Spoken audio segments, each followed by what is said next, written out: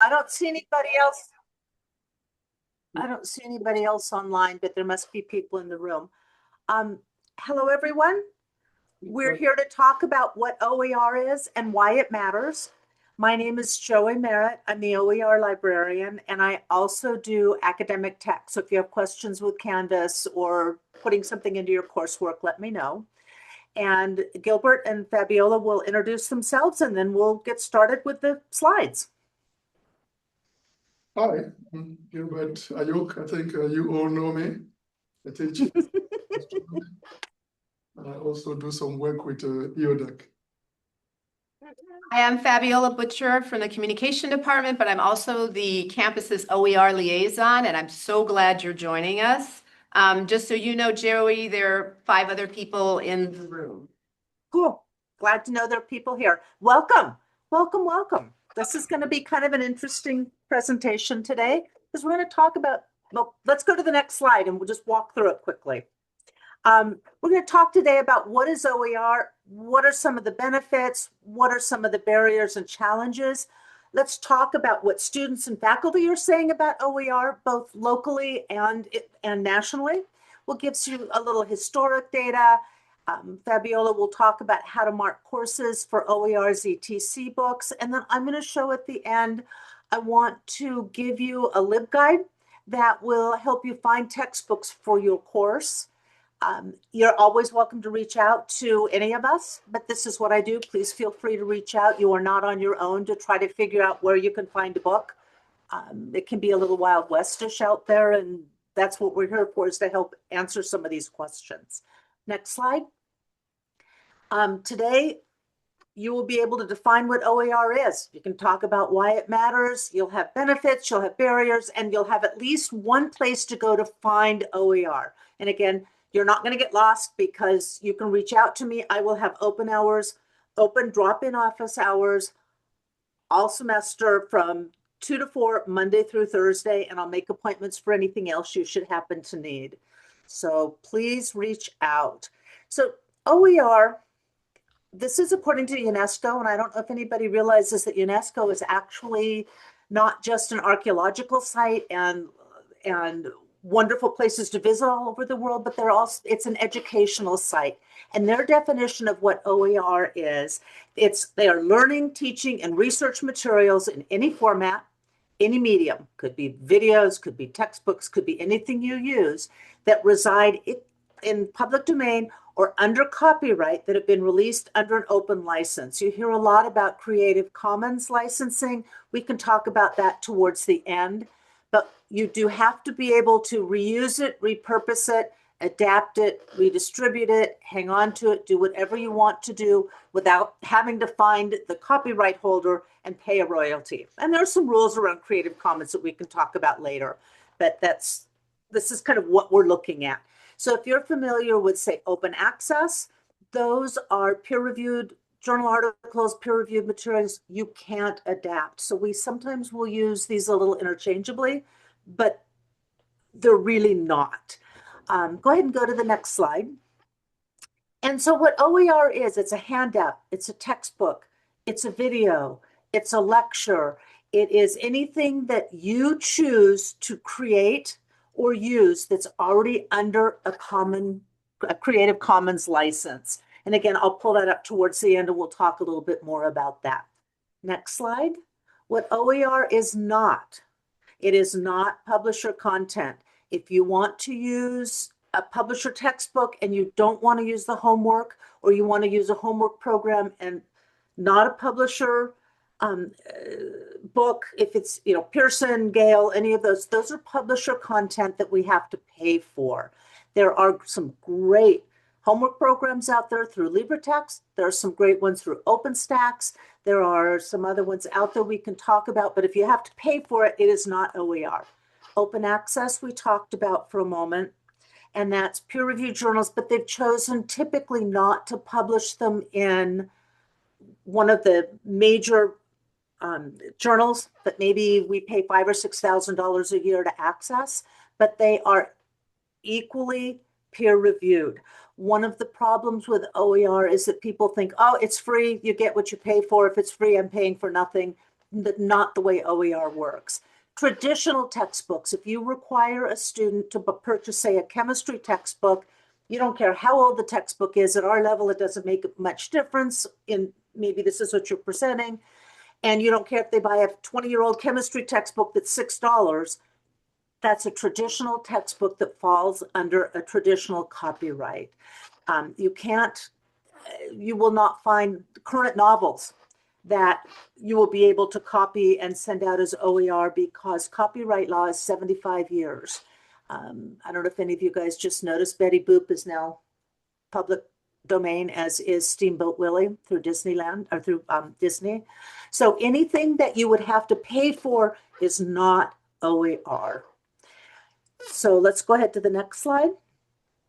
And this is kind of a graphic of how it works. Okay, when you work with an open educational resource, that's that teaching, learning, research piece we talked about a minute ago, you can retain it, meaning you can keep a copy on your computer forever. You can leave it in your Canvas shell forever.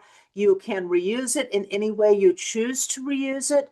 You can revise it in any way you choose to do so. You can remix it. You can use 2 or 3 or 4 textbooks. If a student isn't paying for a textbook, there's no reason for you to only have one if you find that chapters 1, 3, and 5 of this textbook and 2, 4, and 11 of that one are really good. You can use both of those, and we can talk about embedding those chapters in your Canvas so students don't even have to go anywhere. Then you can redistribute that. It's an open link. You can give it to anybody that you're interested in giving it to all your students. You can do it before class. You can have access after class. So education is very much sharing.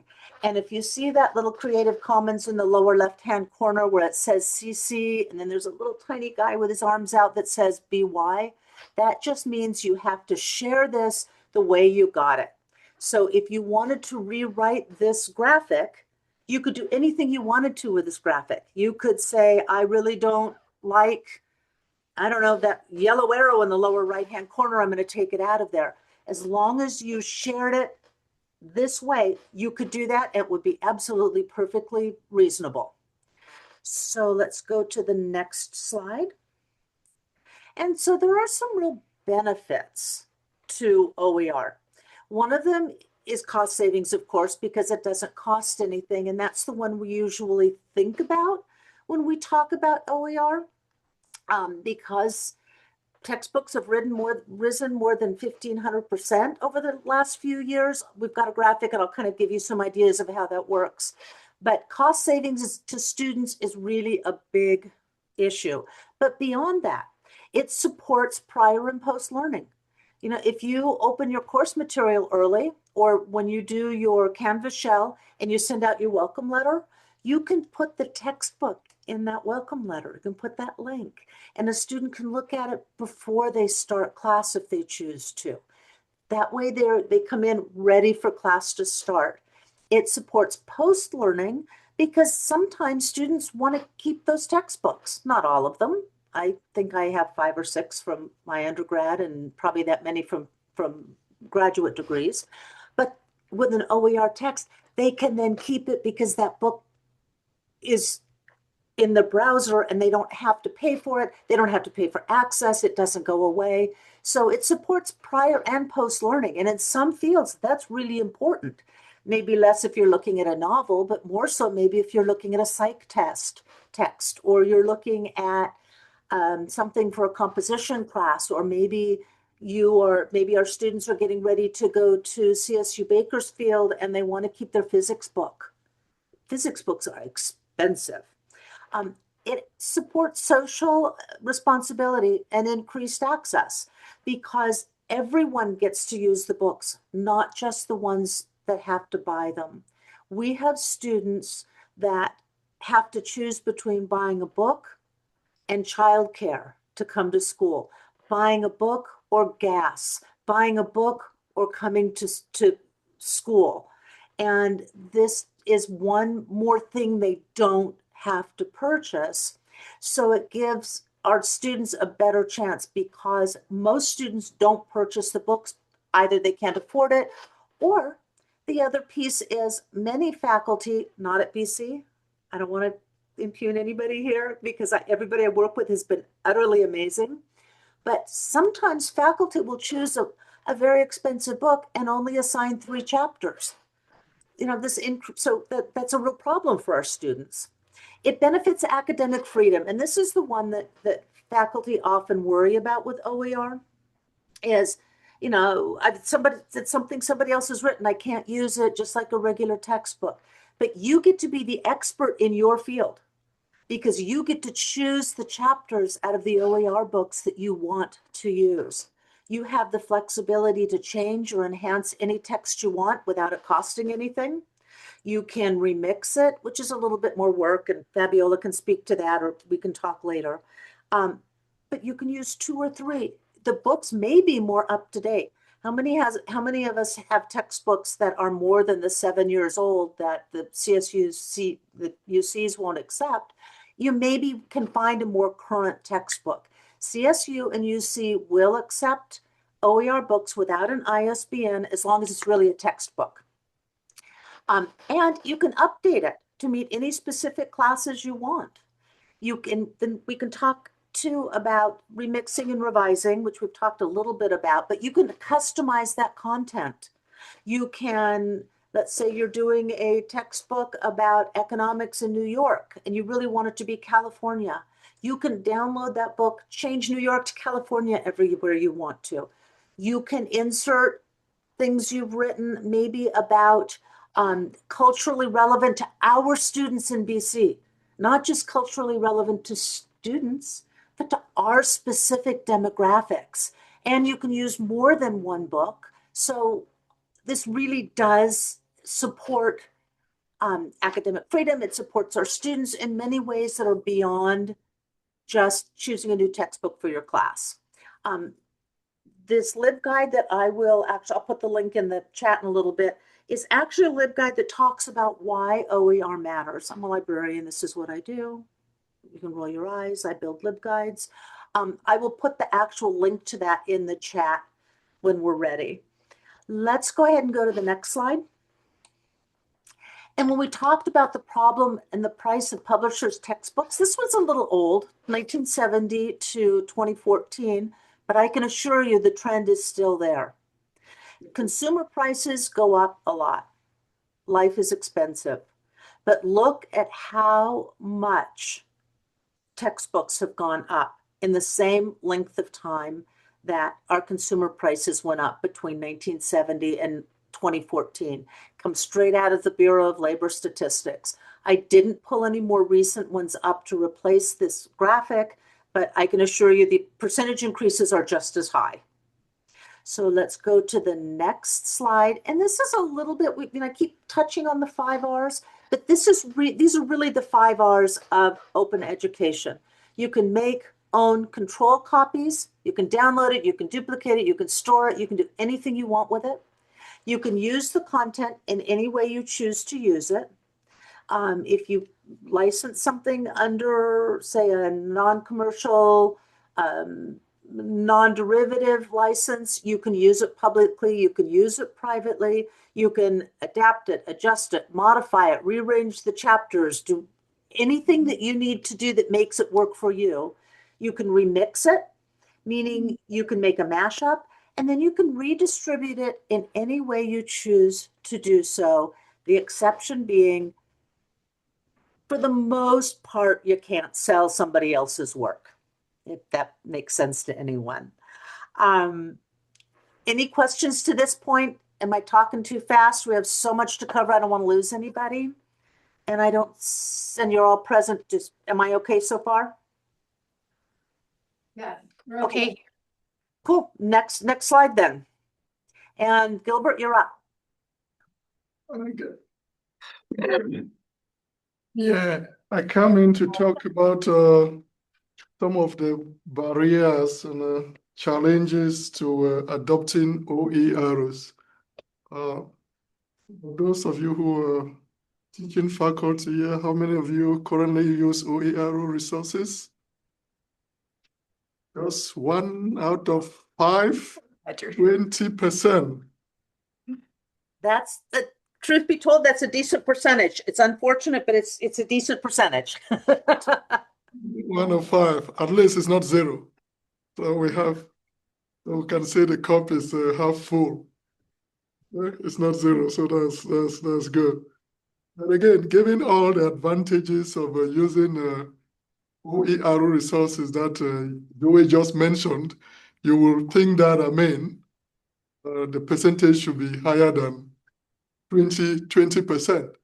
So it isn't. So the question is, what is holding faculty behind from adopting OER resources? So that's what I'm going to go over some of the reasons why some faculty are reluctant to adopting OER resources. And the first one is actually just the reluctance to change.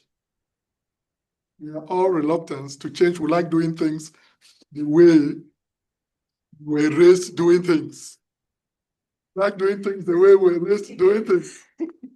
Many of us teaching faculty, we teach just the way we saw our own teachers teach when we're in college or in grad school. So we prefer to use the same type of textbooks that our own teachers used to use when we're in college, and it is this traditional publisher textbook. So there's just that reluctance to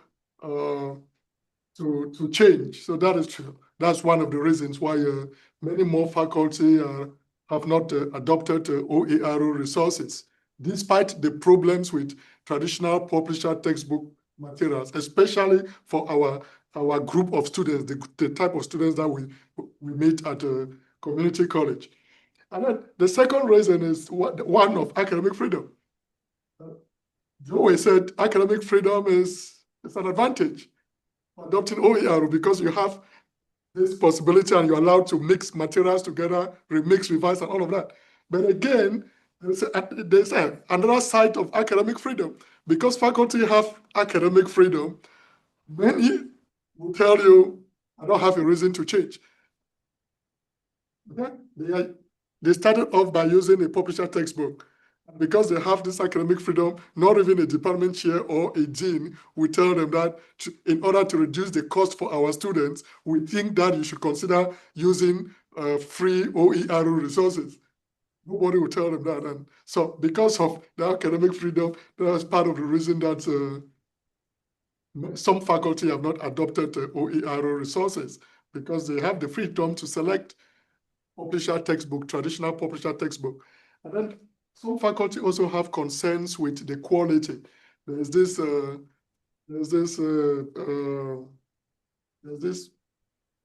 claim or fear that OER resources do not go through the same level of review. Okay, the same level of review that traditional publisher textbooks go through. There is that type of concern. So that if you talk to faculty, that's usually one of the main reasons that I get that I don't think OER have the same quality like traditional publisher textbooks. So, but again, that concern is not valid, because what happens when you have the OER is out there? The OER textbooks still pass through some review, peer review, because you have other faculty using the textbook, supplying the original author with suggestions, and that is how they keep refining the product. Even for those of you who are teaching faculty, is there any textbook that you've used that you will tell me is 100% perfect? Every textbook I've used, I always find one or two things, and I always tell my students right from the start that you're going to find one or two issues with the textbook. There's no textbook that is 100% perfect. Okay? And then because of that academic freedom, because of that reluctance to change, because of that fear of the quality concerns, even when you tell a faculty member that you are teaching, let's say, general chemistry, I see that UC Merritt is using an OER textbook for the general chemistry course. Many faculty will still tell you, I'm not willing to change. Even when you tell them that a UC school is using an OER textbook for the same textbook, just because of that fear of quality, the type of review that OER textbook go through, and because of that academic freedom that they have to select an appropriate textbook for their course. I've even seen some courses here at BC where you have 4 sections of a course. One faculty is using an OER, the other 3 teaching the same class. They're using the traditional publisher textbook. So we have that freedom to select the type of textbook that we want. And then another thing is time, just like Joey mentioned. Switching from the traditional textbook that you've been using over the years to now using OER resources takes time. It takes time to change your assignments, all the other activities that are part of, all the other learning activities that are part of the class. So for some faculty, it's just a matter of the time that is needed to make that switch from traditional publisher textbook and OER textbook or OER resources. And then for a certain group of faculty, it's just awareness. You would think that after what we went through beginning 2020 with the COVID, by now everybody will be aware of that alternative to traditional textbook, OER resources.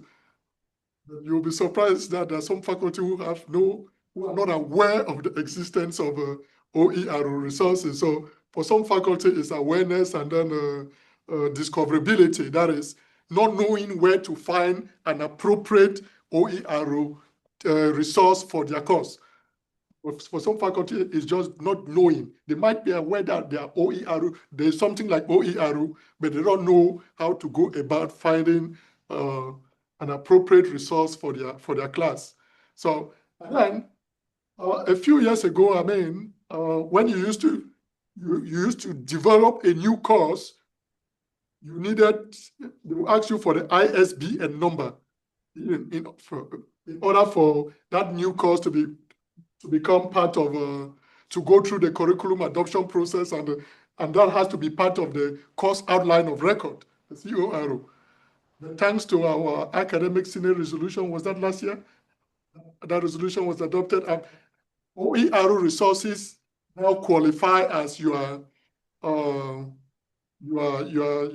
selected textbook for any course that you develop. So nobody's going to ask you what is the ISBN related to the OER resources. So the Academic Senate of California Community Colleges made that decision. That resolution was adopted, I think it was last year or 2 years ago. So now nobody who wants to use an OER resource should have a concern that, the OERs like ISBN. So that's the reason I can't use an OER as the main textbook for my class. And then at BC, we have a lot of support given to faculty or teaching faculty to adopt OER resources. We have Joel, who is a dedicated OER librarian who can help you to select an appropriate, all the OER resources that you need. If you need an OER resource for your physics B4B, all you have to do is contact Joey, and she's going to look around and she'll look for an OER that a UC is also using for physics B4B. Okay, I'm targeting someone who is here. Okay. Okay. So you can also reach out to Fabiola. I mean, Fabiola will help you, or at least direct you to where or direct you to where you can find help. Okay. The chemist. I'm also referring to the chemist. Okay? You can also reach out to Joey or Fabiola, and they will help you. So we have a lot of support here at BC. We have Fabiola, who is the ASCCC liaison for OER resources. Okay, we have a dedicated OER librarian. We have a grant at this college. We've had that grant now for 3 years, at least 3 years. I think it's who is the PI is Kristen Howell and Alex Rodriguez, Rocky. Alex Rocky. There's money. You have special compensation just for making the switch from traditional textbook to OER resources. So we have a lot of support at BC just to support people to make the switch from OER to from traditional textbooks to OER, or just to incorporate, even if you can mix traditional textbooks with OER as part of the resources for your class. But there's still much that can be done at the senior leadership level. For example, just encouraging faculty publicly to consider adopting OER resources. We think that will help. Yeah? The next. So, All right. A couple of pass years it to ago, Fabiola. we, with the OER, ZTC team, task force, did our own survey on campus. So I wanted to share with you some of the results that people weren't aware of. One of the questions we asked students, and we had over 2,000 actually respond, was please share your general feelings on textbook costs. And this is some of what they said. The first one I put on purpose because this student actually did the math of how much this book was costing them. 5 hours of work time. That was putting it in plain terms for them, that this is expensive. Other things they said is that it's expensive. They were frustrated to buy it, didn't see the whole thing or hardly any of it. Yikes. We're asking students to buy $300, $400 books, and they're not even asked to open it. Not being able to sell the book once they bought it. We're moving on to a new edition. Frustrating. Again, expense, felt like a scam, only take 4 classes a semester because they can't afford any more textbooks. Yikes. The next question we asked, they didn't understand how the industry works, which, it's about making money. It's about making money. The other question we asked was, please describe your experience. We're asking about students taking a class that used a free textbook and or course materials. And this is what some of the responses were. It was easier to navigate the class. Didn't have to worry, relieve stress. They needed to pay for other things, like Gilbert had mentioned, or Joey, food, gas, parking, there's just so many other things involved. It made accessibility easier and faster, or efficient and faster. That's huge. It's ready day one. I've used OERs for at least 5 years, and I can't tell you what a relief. I don't have to wait. Okay, sorry. I know I'm talking for the student at this point. I'm talking as faculty. But day one, they're good to go. Or they've already been looking at it. And day one, I can talk in terms of you saw that in chapter 1 or whatever. It was less frustrating. They wanted to stay in the class more so because the textbook was, again, more accessible and free. It improved their engagement. That was heavy. I put in parentheses physically, they don't have to schlep it around. Most of them are electronic, but I use a PDF. They can print it themselves or only the chapter they want, and they don't have to carry the whole thing with them. Don't have, hang on. Move to this one. It's the same thing, but this one has the captioning. So the other thing that we did is we actually filmed a few students who were willing to share their experiences about OER. So I'm going to show you a brief video on that. Sure. It should come up. The link was live when I did it. Okay. How do I get out of this? Okay.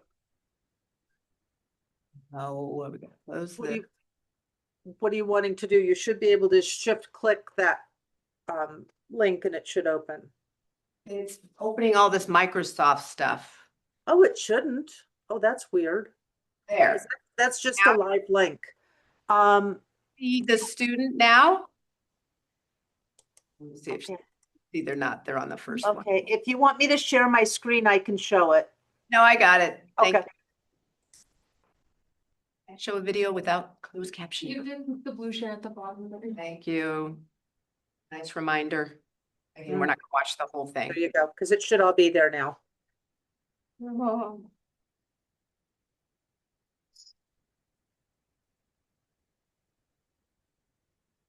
Oh, you may need to turn it up.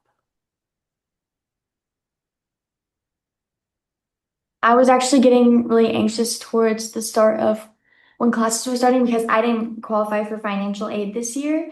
So I I was just thinking, how am I gonna afford my books? But thankfully, there were a few classes available that I saw didn't require a textbook, so it made me more eager to take the class and took some stress off of my shoulders. The cost of them would have severely given me anxiety on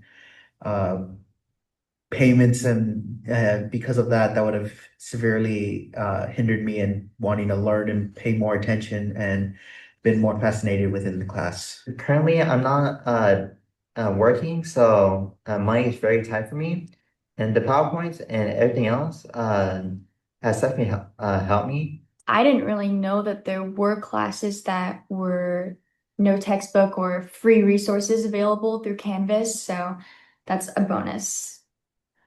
Are you ready to enroll? This is really for students, so I'm going to move back to the next slide.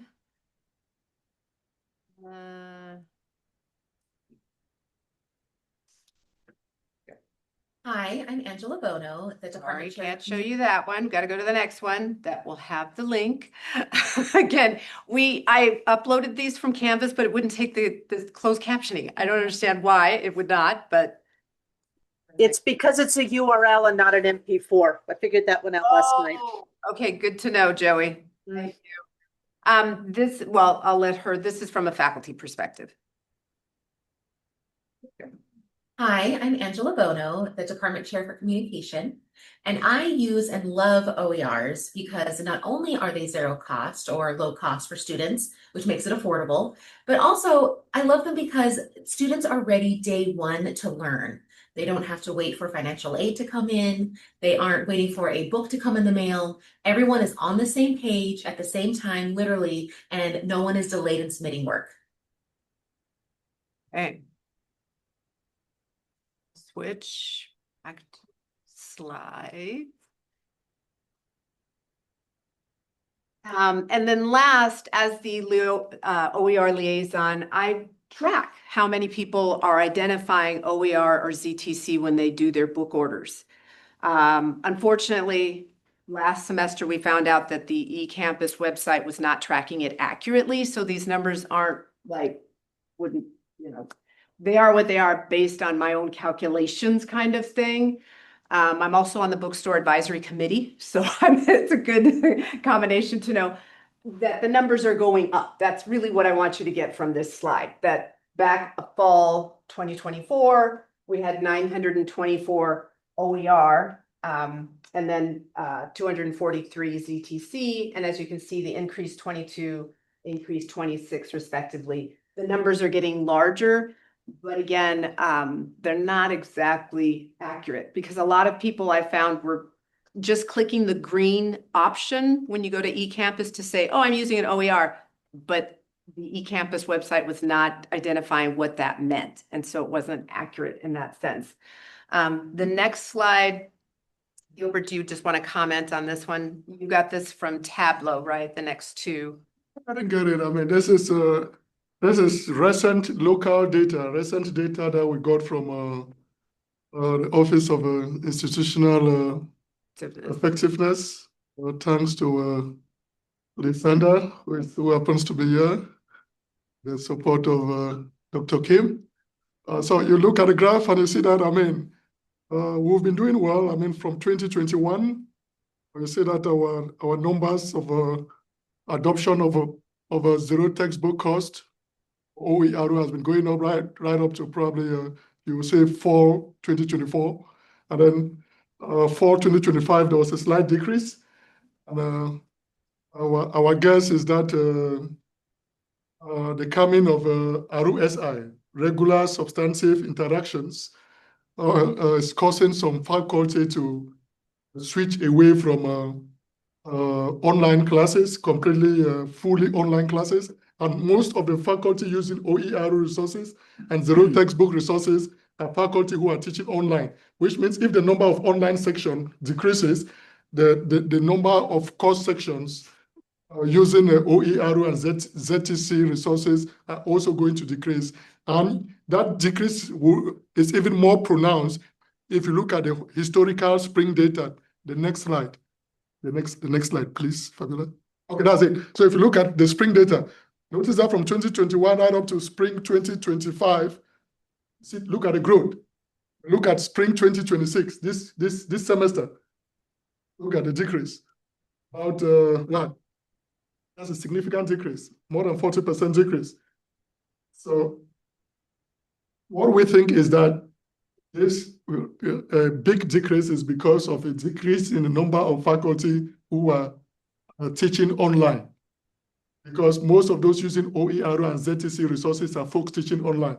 So if the number of faculty teaching online decreases because of all of the ROSI requirements and faculty not being willing to go through all of that training or the complications that comes with some administrator coming behind you that, I mean, your course does not meet ROSI requirements, then that is the reason why we have this large decrease in OER ZTC adoption for spring 2026.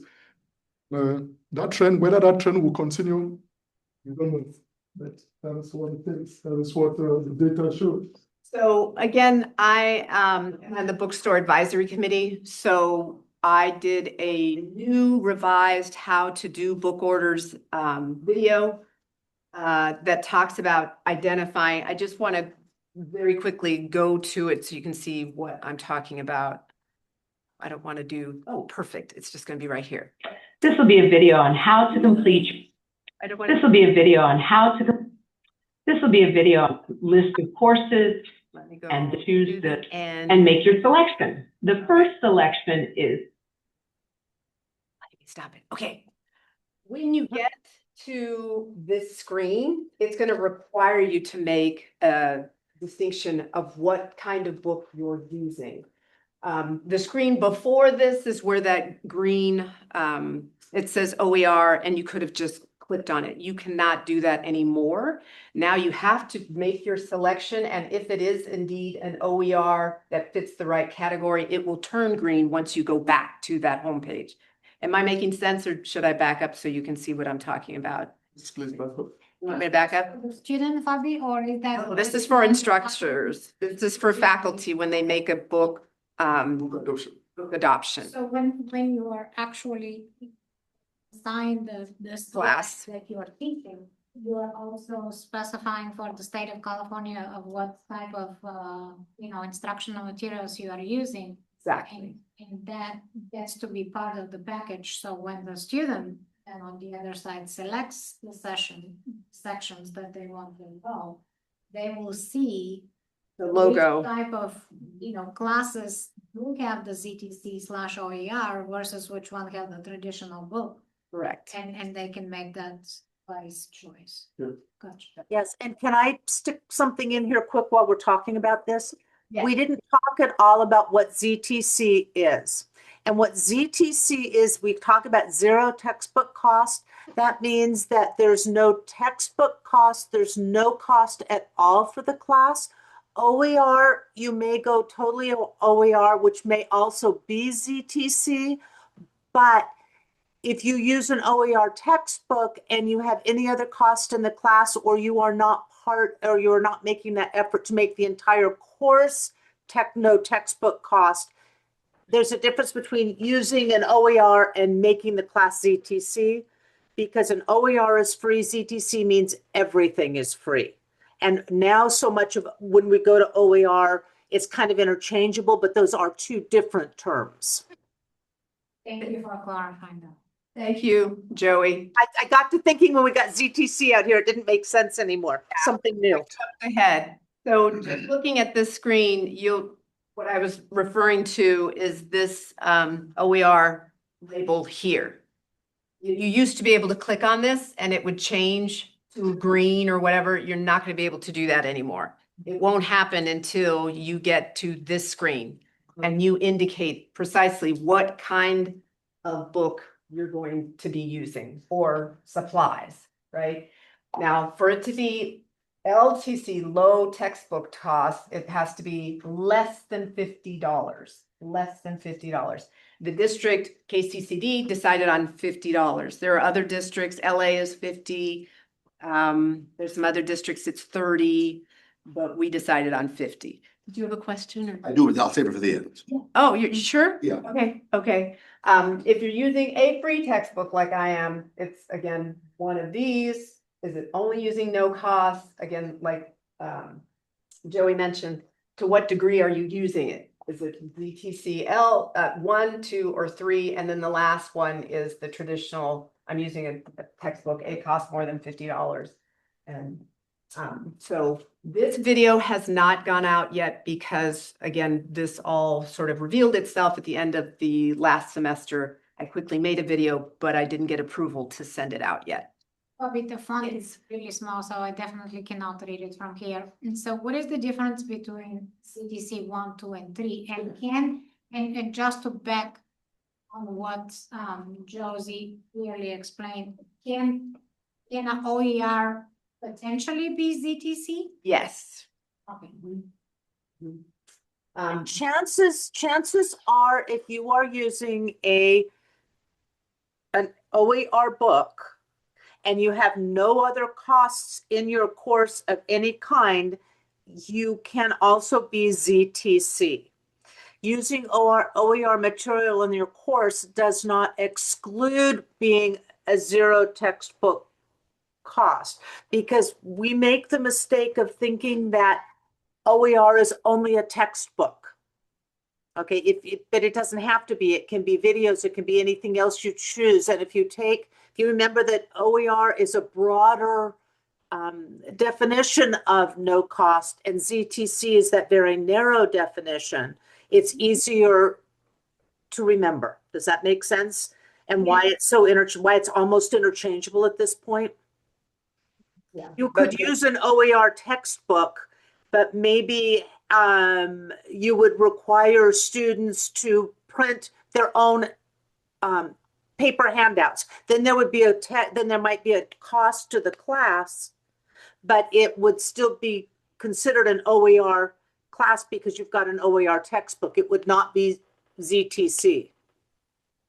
Am I being clear, or am I making it worse? Paint and canvases and brushes and stuff are not. That's a cost. You can have an OER class, but you might still have a materials cost.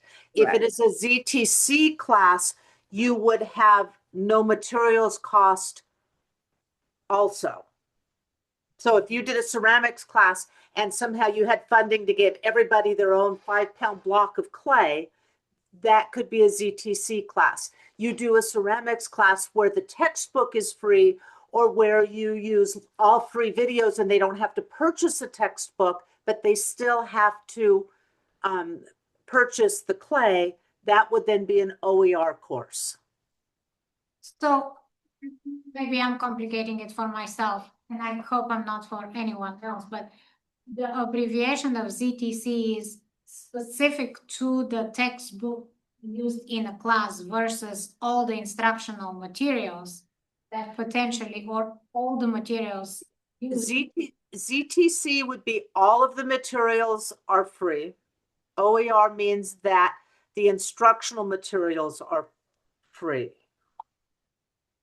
So the actual abbreviation, isn't it zero textbook cost? Yes, that's what ZTC is. That's a kind of a misnomer, but yes. What do you teach? My video should make it zero material cost. ZMC, that would have been better. I think the state put that acronym together. We did not. So yeah. This is not our definition. And because honestly, at this point, so many people who are going to OER are going to totally OER, so that it's gotten blurry. When all of this started, it was not blurry. It is now blurry. So let me look it up quick, and I'll actually tell you the difference is also ZTC means you don't purchase anything, but ZTC could also use library textbooks. Okay, they could also use instructor provided content.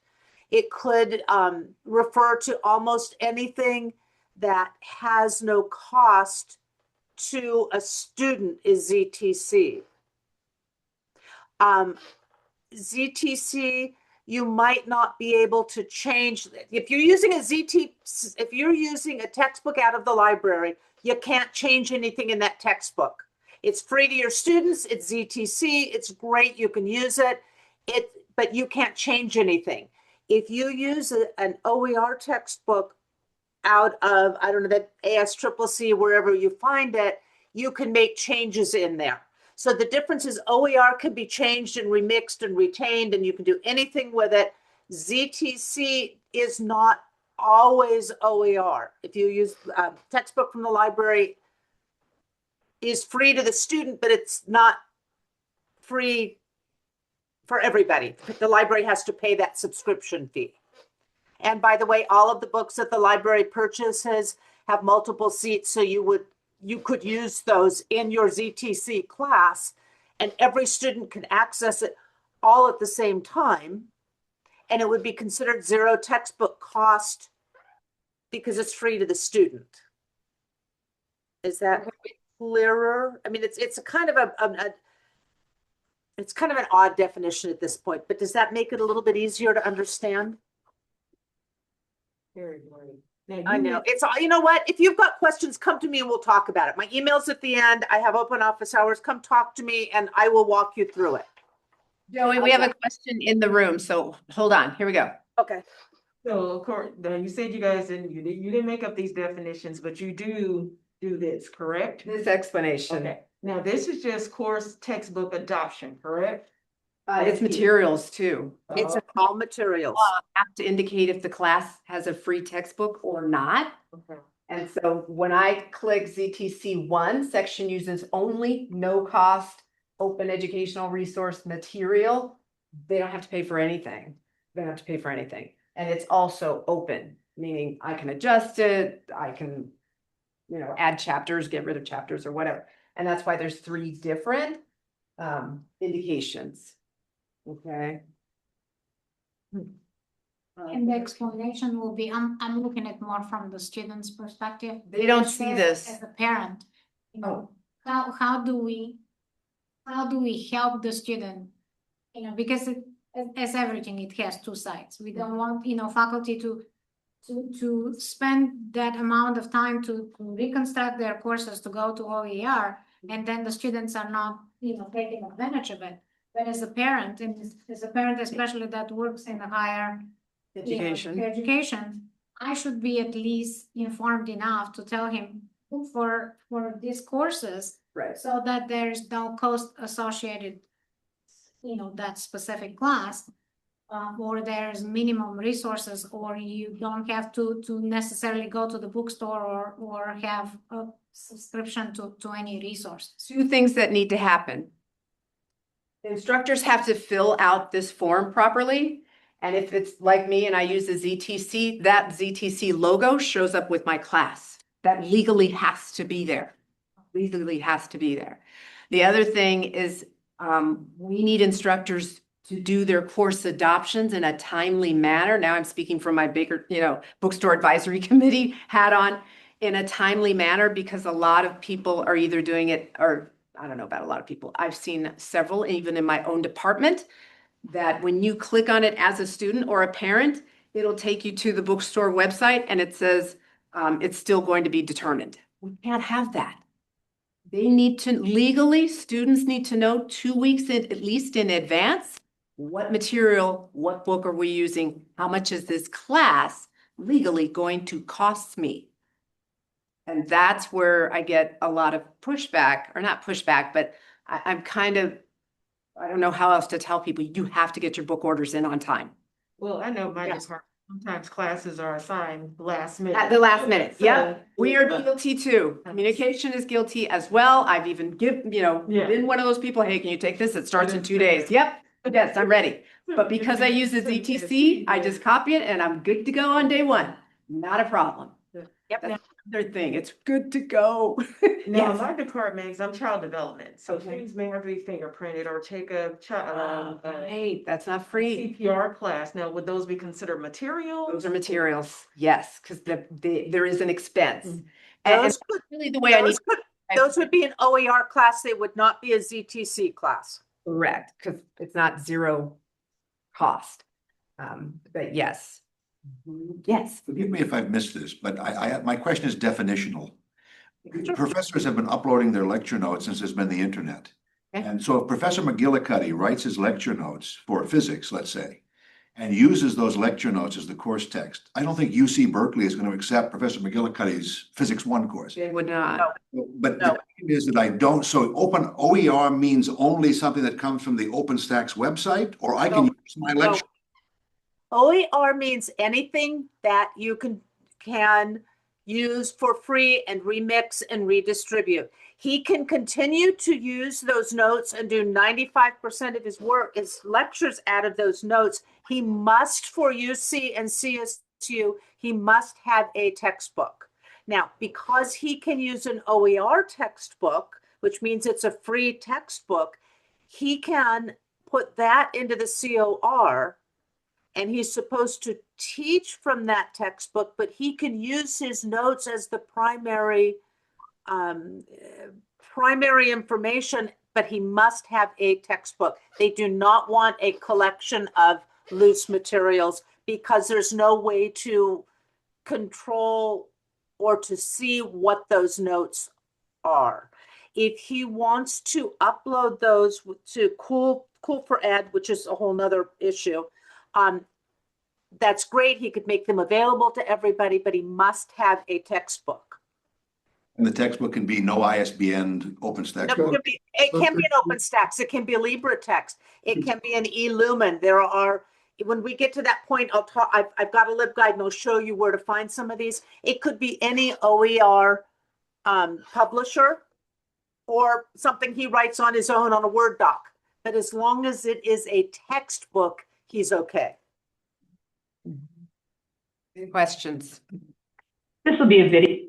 Listening to Yeah, that. so yeah, OpenStax. This is just a real quick example of what OpenStax offers. OpenStax is used primarily, it's got lots of things in it, but it's used primarily for history, statistics, physics, biology. Most of the math classes will use OpenStax. They have a really great homework program. And I just kind of wanted to give an example of the types of books that might be out there. OpenStax and LibreText are both major OER publishers. LibreText just got a contract from the state to be the primary OER provider for the state. And let me share my screen if I can. If you'll unshare, let me find my guide and let me share my page now. Let's see if I can. That's what we want shared. Come on, share for me, please. Okay, now we can see everything in my screen. Sorry. This is the LibGuide that I've been talking about. And this, And that's simple. I was saying, you use a free textbook, you're going to lots of things in here. There is a tag that talks about this new burden-free access we've been talking about. I don't want to read it. You guys can do this. I'll put the link in the thing in the chat. Here is the difference between open access, OER, ZTC, public domain. It will be easier for you to kind of look at this and go through these tabs, and it will make much more sense. In this really short time that we've got, it makes it kind of hard to do. But what I really want you guys to see, we've got Creative Commons licensing, but what I wanted you to do is this OER by discipline. So that, didn't somebody say they were with child development? Okay, if we go to child development, then here are some representative things. Not every textbook is in here for all time. They change, new ones come out. These are representative of what might be out there. This is the OER Commons, and this is the ASCCC OER Child Development Search. Those books may also have CIDs. So here are lots of textbooks that are out there. Here are some courses and modules that are OER that you could import these. You could import pieces of them. There are other resources. So for example, maybe here's the transfer model. Maybe there are things that you could use out of that. These are all free to use, but they are not textbooks. These are courses and modules. They're they're OER, they're free to use, pieces of change, whatever you want to do. They're not textbooks. Here are places to get images. Let's say you want images of that the textbook you're using has all white children and you would like to have a more ethnic diversity picture someplace. You can choose pictures here. There are webinars in the bottom as well. So for example, if we were to see what the ASCCC is offering for child development, you can look at that link. Here is the OER for, this is what CSU and UC already recognize as textbooks in child development for this particular course. You have to make the connection, whereas CDEV, what class does that belong to us? But we're all going to this CID system anyway. So you've got that option at that point to look there. OER Commons are all free textbooks. If you look in the OER Commons, you will find that not just textbooks, but you have lots of options over here. I'm interested maybe in a specific educational level, or you don't even want a textbook. You really are just looking for some sort of a homework assignment, or you want to see what somebody else has done in their course. These are all OER materials that go beyond just what we think of as a textbook. This particular one, there's a data set. There are lecture notes, lots of other information in here that you can use. And so there's lots of stuff that is not just, come back now to wherever we were, that is not just textbook. We could do chemistry. We can do, here's a chemistry link. We've got mathematics. What is here? Our faculty that I've talked to. If you are a faculty member that isn't in one of these and you reach out to me, I will create a whole tab with all of this just for you. I will provide what you need. These are just the faculty members that I've talked to.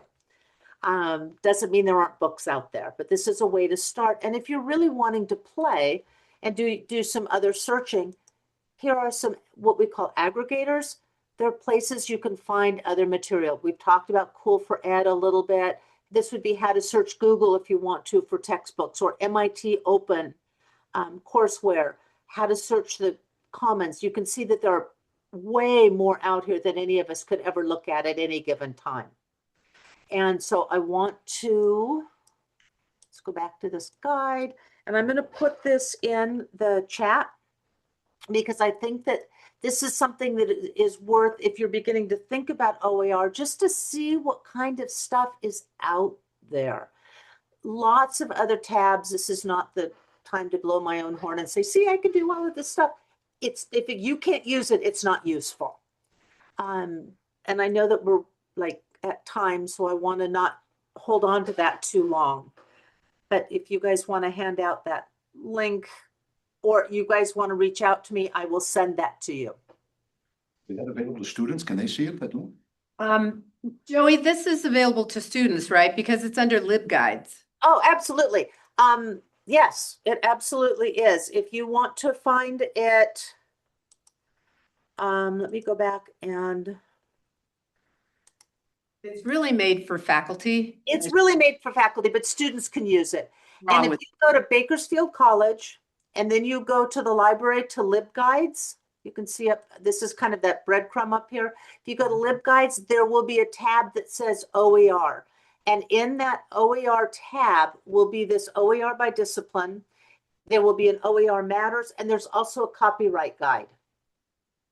But just a reminder, Kalina, to your point, you're looking for that logo when you're shopping with your student. That one's not going to show up on our website. But under course offerings, if you're using a zero textbook cost, you're going to get that logo. And that's how I can tell when my colleagues aren't using it, because it's not there. I'm looking and I'm like, wait a minute, they used a free textbook. They didn't do their textbook correctly on the eCampus's website. They probably just clicked the green and thought, oh, I'm done. No, it's not complete. So, do you mind if I go back to sharing the screen? Oh, go ahead. I just wanted people to see that LibGuide because that's kind of the jump off place. Yeah. Perfect. And I know the next slide is your library picture, which we already went to, but I just wanted to make sure we covered the final thoughts. Right. It offers an effective student-centered approach. You saw there and you heard the video. Students, one, need to know about it and really appreciate it when they're used. Open pedagogy opens the door for innovation. I have a fully online class that I use 3 different sources and have created my own textbook, ready day one, and it's awesome. Like Joey mentioned, if I had time, I would remix it and really put them together. Right now, it's only electronic. They can print them, but the chapter fonts look different because they are from 3 different sources. But I've never had a student complain.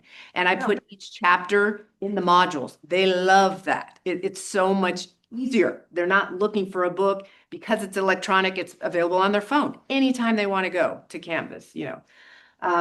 OER allows for the remix. Talked about that. Faculty do not have to change the textbook in the COR. Like Joey mentioned, our only ask is that you consider giving students that option. And then Joey's available to help you identify suitable. She is an expert, folks. I mean, I can point you, here's the link, but I'm going to take you to Joey because she's amazing. She's just amazing. And she put the guide Don't together. hesitate to include your students in your OER stuff. If you do a discussion board and you find that students have some really great ideas, don't hesitate to include students. They love to be included in this for more than just a discussion. You say, now I'm going to use what we're talking about in my next course. I have to tell you, students will love you forever. And they will tell their friends. Yes. A free textbook. Don't take it with the other person. Been here 18 years. I've heard it. I've heard it. So here's our contact information. That's why Joey's on the top. So you contact her first. That's what I do. I'm the OER librarian. I'd welcome to talk to you. Gilbert, you can kick him around if you want, but he's available. He's in a different building than I am, but yeah. So any questions in the room? Yes, we have a question in the room.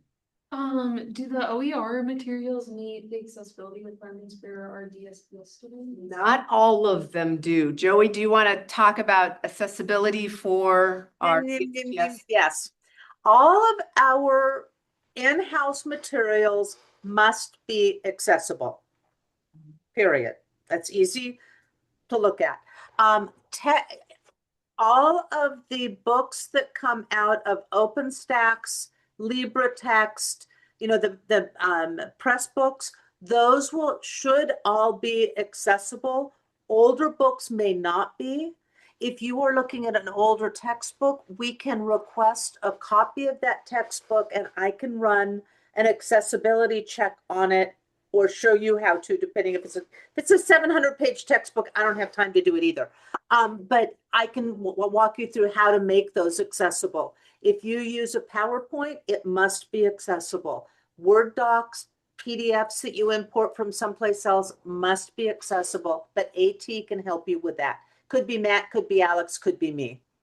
I had to do the accessibility on the 3 that I use for my online class. Yes. 12 pages. It took some time, but it needed to be done. Yeah. Right. And if it's quick, I can do it for you. If it's like your Canvas class. If you have 572 problems with you do it, I can't fix them for you. But if you come in and all you're missing is alt text on, 15 images, I'm willing to step in and do it or make sure you know how to do it. Another question from the room? So you've done this before and it sounds like you mixed a few different materials to come up with like your online textbook. Yeah. How long did that take you to do? Not long at all. I found one that had the right chapters, and then there were certain areas that I felt were insufficient and I wanted to add chapters to. I teach an organizational communication class, so there's things from business that I need specifically. So I actually went to the business department. I'm like, I want that chapter and I want that chapter. And then I went to a marketing book and I picked a chapter from there, I think it was, or public relations, I can't remember. But that's how I was able to, and that's why I put it in quotes remix, because I never really, did the official remixing. I did that myself, made sure it was accessible, and students don't care because it looks a little different, but it doesn't matter to them. If they're going, As long as the font is accessible, students aren't going to know the difference. exactly. Yes. Assuming open necessarily implies digitized, but if you're like me and you want a printed copy, you could easily go over $50 down at the library printing. Do we have funds for printing these things off for students? And We do not, but the bookstore must provide printed OER books at their cost. So when the library charges 10 cents a page, that may not be the actual cost of the print, depending on how the contract is written with the company that handles the printers. Those are usually not done in-house, but the bookstore must print it at their cost. So if their cost is 3 cents a page, that's what they have to let the student buy it at. Also, if you look at OpenStax and LibreText, they both have the option to print that text, and it is usually less than $50. Their paperbacks in general are under 20, and if you want a hard Generally. version, LibreText can do either one. They're out of UC Davis, LibreText. Right. Right. It comes faster, but if a student, like I used a textbook that was 185 pages, a hardback was $20. Yeah.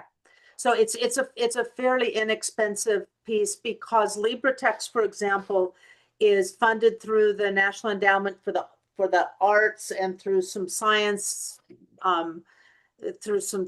foundations, because the man that started it is a scientist. They get federal funding. They've got lots of funding to work on this.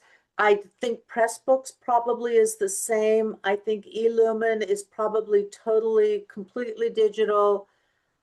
Who else are we using these days? There are a million of them out there. I can help you find those, but yes, they have to be at cost, and typically they're significantly less expensive than printing in the library. The library is only designed for like a chapter of a book and move on. It's not designed for an entire book. You get out of a class 30 or 35, one person that wants a printed copy. Exactly. It's electronic. It's gonna deal with that. But I personally, I like the print and I like to highlight too. So I like the print, but I have yet to know of a student who wants a printed copy. And I have a daughter who's a senior at PSU who chooses never to buy the books, which drives me absolutely over the edge. Another conversation. But she's never wanted a print copy. When she's got the choice between a print and a digital copy, that's all she wants is the digital. Students are learning differently now than we did. For me, I want a print copy. I want to highlight it. I want to write on it. I want to mark on it. I want to do all these other things with it. And students, many of these you can set up an account and then you can highlight it right in the book, and it's digital. I think our last one is Q&A. Any other questions? We've been doing that.